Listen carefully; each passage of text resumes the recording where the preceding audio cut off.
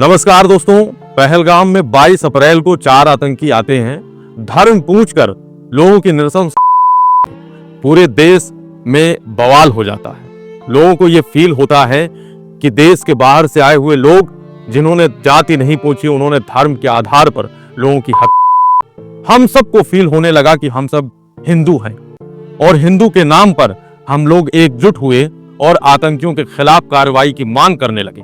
और देश भर में जाति पर राजनीति करने वालों के मुंह पर तमाचे जैसे कमेंट जाने लगे और लोग बोलने लगे कि आतंकियों ने धर्म पूछा है, जाति नहीं पूछी। दोस्तों, आज आपको हिंदू होने पर शर्म आएगी, आज आपको कट्टर हिंदू होने पर शर्म आएगी, क्योंकि हिंदू धर्म पर गर्व करने वाले मुकुटमणि यादव इटावा के सिविल लाइन इलाके के जवाहरपुरा के रहने वाले हैं।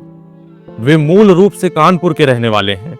उनके साथी संत यादव औरैया के अचलंदा, जबकि तीसरे साथी श्याम कठेरिया इटावा के बकेवर के रहने वाले हैं। मुकुटमणि के अनुसार जब वो 21 से 27 जून तक दारदपुर गांव में कथा करने के लिए पहुंचे तो दबंगों मतलब तथाकथित दबंगों मतलब ब्राह्मण समुदाय के लोगों ने उनको घेर लिया।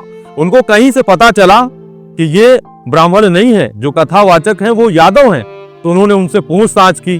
किसी ने उनको कहा कि ये, किसी ने कहा ये यादव हैं, किसी ने कहा ये ब्राह्मण है ही नहीं, ये नीच लोग हैं। गालियां देते हुए उनकी पिटाई शुरू कर दी, उनसे आधार कार्ड मांगने लगे। इसके बाद जब मन नहीं भरा तो उन्होंने परीक्षित यानी यजमान जो महिला है, महिला से कहा कि आप अपने शरीर का वेस्टेज लाइए। दोस्तों, इतना शर्मनाक है कि मैं उस शब्द को बोल नहीं पा रहा हूं। पीड़ितों का आरोप है कि पप्पू बाबा के साथ लगभग 50 लोग थे। 50 लोगों ने भीड़ में जमकर उनकी पिटाई करी, महिला वेस्टेज लाई। अब आप सोच सकते हैं कितना घृणित कार्य है।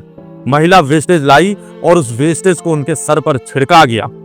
बाकायदे उस तरह से ब्लेड से, ट्रिमर से उनका मुंडन किया गया, उनका अपमान किया गया।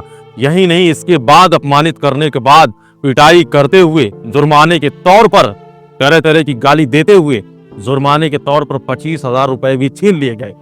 बाकायदे उनको यह एहसास कराया गया कि तुम्हारी हैसियत कैसे हुई कि तुम कथा वाचन करो, तुम नीच जाति से हो। गालियां भी दी गई, वीडियो भी शूट किया गया, वो वीडियो वायरल हो रहा है।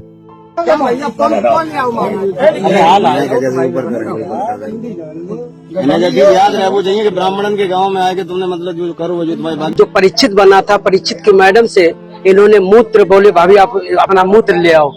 उसे मूत्र से हमारे ऊपर छिड़का इन्होंने, बोले ये अब पवित्र हो गए, ब्राह्मण के ये मूत्र तुम्हारे ऊपर पड़ गया, अब तुम पवित्र हो गए, अब बताओ।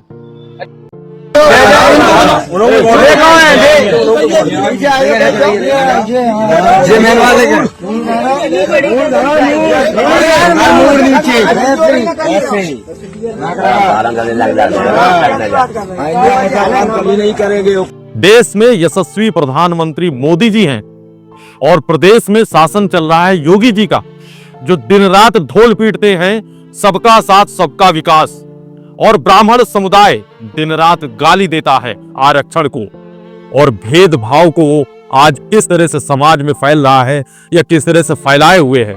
ये वीडियो चिल्ला चिल्ला कर गवाही दे रहा है कि ब्राह्मण के अलावा कोई हिंदू नहीं है। अगर वो हिंदू होते कथावाचक तो उनके साथ इतना बड़ा अपमान नहीं किया जाता। आपको शर्म आएगी हिंदू होने पर।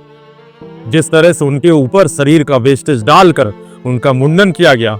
सपा के मुखिया अखिलेश यादव ने बाकायदे वीडियो शेयर किया और पूरी कहानी लिख दी, पूरे अपमान की कहानी लिखी। पुलिसिया बयान भी आए और पुलिस उन दबंगों को दबंग मात्र घोषित कर रही है, जबकि वो जातंकवादी हैं, जाति विशेष के लोग हैं, वर्ण विशेष के लोग हैं। और क्या कथा करने का अधिकार सिर्फ ब्राह्मणों को है?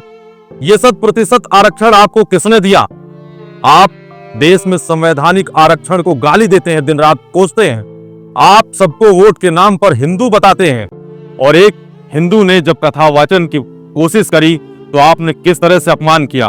भला बताइए, शरीर का वेस्टेज या आतंकवादियों की गोलियां आपको क्या पसंद आएंगी? दोनों ही समाज में गलत हैं। पर आप सोचिए, जीते जी किसी का मान मर्दन कर देना कितना बड़ा अपराध है। पर आप सोचिए, अगर समाज में ये आज तक व्याप्त है तो हम कैसे कह सकते हैं कि हमारे देश में जातिवाद नहीं है या हमारे देश में जाति विशेष के लोगों द्वारा अभी भी दबे कुचले लोगों का अपमान नहीं किया जा रहा। आज यादवों को हिंदू होने पर जो गर्व होता था, आज उन्हें शर्म आ रही होगी। क्या इस बात पर मुसलमानों को गाली दी जाए, उनके घर में बुलडोजर भेज दिया जाए, क्योंकि उनको पहलगाम के बाद तो आतंकी घोषित कर दिया गया था। दोस्तों, आज के वीडियो पे आप क्या सोचते हैं, कमेंट के माध्यम से अवश्य बताएं। और आज आपकी राय इसलिए जरूरी हो जाती है क्योंकि ये समाज की बहुत बड़ी बुराई है जिसके खिलाफ हम आपको खड़े होना है। अगर आपको वीडियो पसंद आया हो तो चैनल को सब्सक्राइब करें, वीडियो को लाइक करें और ज्यादा से ज्यादा शेयर करें, ताकि लोगों को पता चले कि हमारे समाज की सच्चाई क्या है, हमारे धर्म की बुराई क्या है। इस बुराई ने इतना अपमान किया है, ये आपको फील हो, आप शेयर करिए। धन्यवाद।